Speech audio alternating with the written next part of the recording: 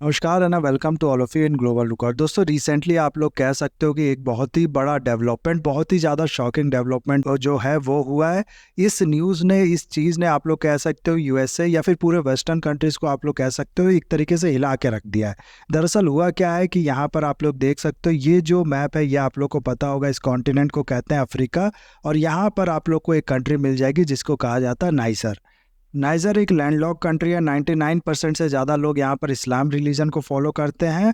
और कैपिटल इस कंट्री की है नियाम्बे। यहाँ से एक न्यूज़ आई है, काफ़ी ज़्यादा, मैं फिर से कहूँगा, एक शॉकिंग न्यूज़ है। दरअसल यहाँ पर हुआ क्या है कि मिलिट्री कूप आप लोग कह सकते हो वो यहाँ पर आकर किया है। और ये कूप, हालांकि मिलिट्री कूप होते रहते हैं, आप लोग जानते होंगे कि म्यांमार में मिलिट्री कूप हुआ है, फिर सूडान में हुआ है, और बाकी जगह भी मिलिट्री कूप है। लेकिन ये चीज़ अगर आप लोग देखोगे ना, नाइजर वाला जो मिलिट्री कूप है, ये अपने आप में बहुत बड़ी चीज़ है। मैं आप लोग को बता दूं, बहुत बड़ा शौक का कारण है ये वेस्टर्न कंट्रीज़ के लिए। क्यों, ये मैं आगे आप लोग को इस वीडियो में बताऊंगा।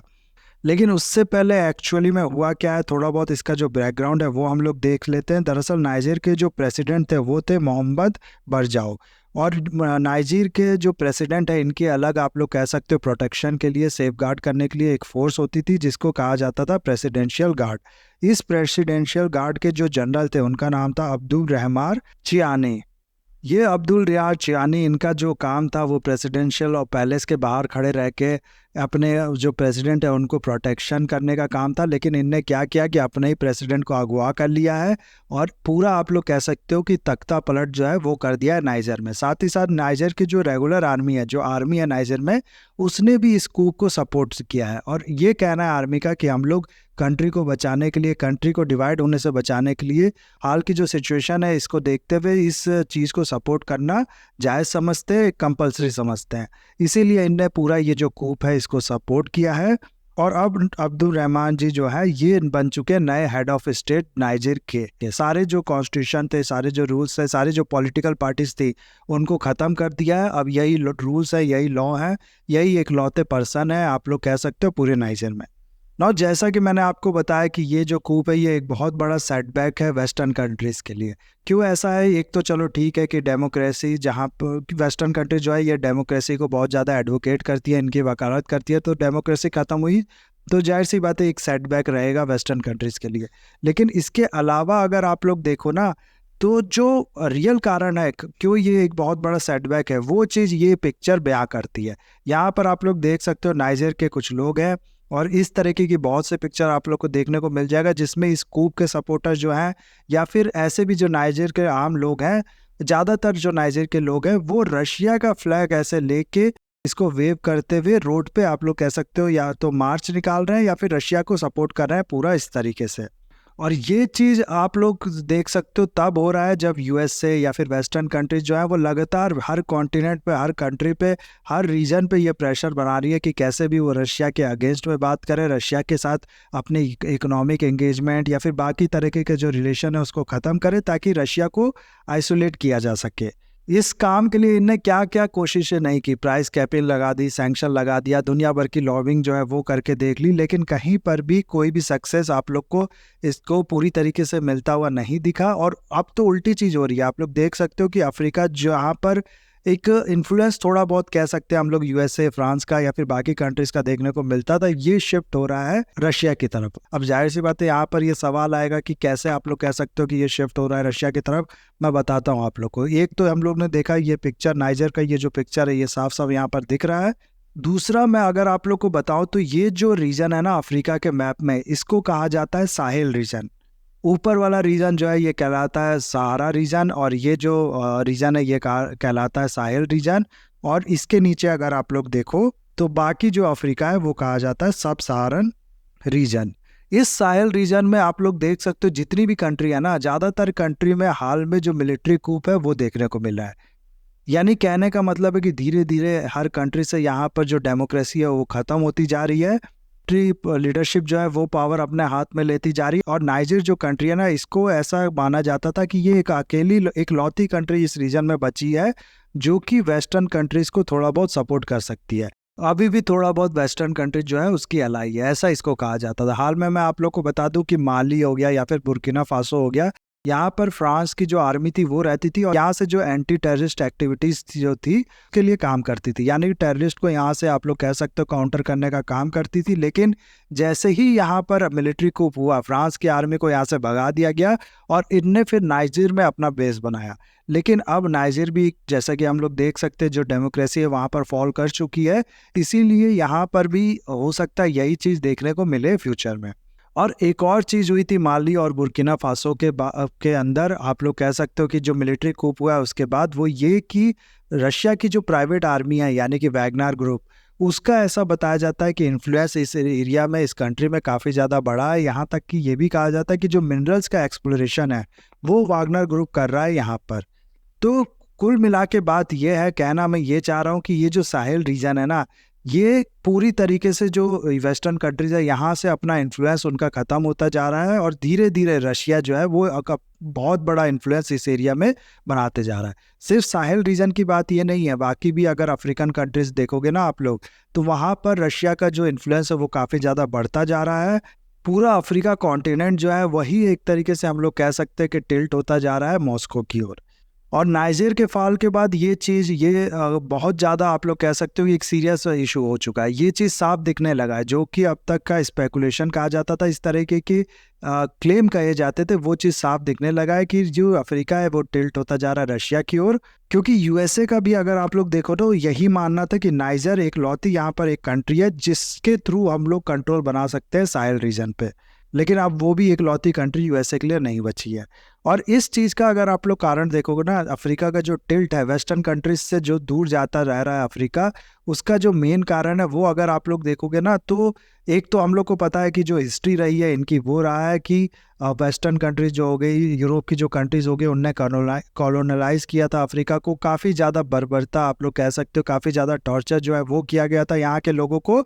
लेकिन उसके अलावा भी अगर आप लोग देखो तो यहाँ के जो लोग हैं, अफ्रीका के जो लोग हैं, इनका ये मानना है कि इनकी जो low economic condition, low standard of life है, इसके लिए यूरोप ही जिम्मेदार है, इसके लिए वेस्टर्न कंट्रीज ही जिम्मेदार है। और ये जिम्मेदारी सिर्फ इनके पास्ट की एक्टिविटीज़ की वजह से नहीं है, बल्कि आज भी ये लोग जो कर रहे हैं ना, इनका मानना है कि आज भी जो वेस्टर्न कंट्रीज़ है वो अपने इंटरेस्ट के लिए एक्सप्लॉइट करना चाहते हैं अफ्रीकन कॉन्टिनेंट को। एक नए तरीके से आप लोग कह सकते हो कि कॉलोनाइज करना चाहते हैं अफ्रीकन कॉन्टिनेंट को, जो कि भले दिखे ना, लेकिन जो हकीकत है वो यही कि ये कंट्रीज़, पूरे अफ्रीका की कंट्रीज़, ये इनकी गुलाम बन जाएगी एक तरीके से, ऐसा ये लोग करना चाहती हैं। साथ ही साथ अफ्रीका के जो लोग हैं उनका भी ये मानना है कि कभी भी वेस्टर्न कंट्रीज ने ना ही हम लोग को इक्वल ट्रीट किया है और ना ही फ्यूचर में ये हम लोग को इक्वल ट्रीट करेंगे। और ये चीज़ अगर आप लोग देखो रशिया की तरफ से कभी भी देखने को नहीं मिला है, ना ही रशिया ने कभी कॉलोनाइज किया अफ्रीका की कंट्रीज़ को। आप लोग को बता दूं कि 1919 का जो रशियन रिवॉल्यूशन था, उसके बाद से ही रशिया लगातार आप लोग कह सकते हो कि जो अफ्रीका का डीकोलोनाइजेशन है उसके लिए एडवोकेट करता था, उसकी वकालत करता था। ये कहता था कि यहाँ की कंट्रीज़ को, जो यहाँ की जो कंट्रीज़, जो कॉलोनीज़ है, इनको आज़ाद होना चाहिए। इस तरीके के कामों में वो इन कंट्रीज़ की सपोर्ट भी करता था और इसके लिए आप लोग कह सकते हो आवाज़ भी उठाता था। उसके अलावा आज भी अगर आप लोग देखोगे ना, तो रशिया इनकी मिलिट्री बिल्डअप हो गया या फिर बाकी तरीके की जो कैपेसिटी डेवलपमेंट हो गई, उसके लिए भी लगातार सपोर्ट करता है और बहुत तरीके से इन कंट्रीज़ को आप लोग कह सकते हो हेल्प करता है। अब जाहिर सी बात है वो फ्री में ये नहीं करता, उसके भी कुछ इंटरेस्ट है, लेकिन उसके बाद भी ये जो लोग हैं यहाँ के, चाहे वो नाइजीर के हो गए, चाहे बहुत हद तक अफ्रीका के लोग हो गए, इनको ऐसा लगता है कि रशिया जो है वो बहुत ज़्यादा बेटर है बाकी यूरोपियन कंट्रीज़ या फिर वेस्टर्न कंट्रीज़ से। इसीलिए बहुत बार इस तरीके के आर्टिकल जो है वो पब्लिश होते हैं, इस तरीके की बात जो है वो की जाती है कि रशिया जो है वो कम्प्लीटली आउट मैनवर कर रहा है यूएसए को या फिर वेस्टर्न कंट्रीज़ को अफ्रीका में। आउट मैनवर मतलब होता है कि दूसरे से ज़्यादा चालाक निकलना। तो रशिया जो है वो वेस्टर्न कंट्री से ज़्यादा चालाकी कर रहा है, ज़्यादा चालाक निकल रहा है अफ्रीका में। अफ्रीका में उसका जो काम है, जो उसके इंटरेस्ट है, वो अच्छे से वो कर पा रहा है। फिर दोबारा अगर हम लोग नाइजर की बात करें तो यहाँ पर जो कंडीशन थी ना, एक तो फिर से मैं आप लोग को बता दूं कि ये जो सहारा रीजन है ना, यहाँ का डेजर्ट क्या हो रहा है कि क्लाइमेट चेंज के वजह से एक्सटेंड होता जा रहा है धीरे धीरे। ये जो साहेल रीजन है ये भी आप लोग कह सकते हो कि डेजर्टिफिकेशन इसका होता जा रहा है।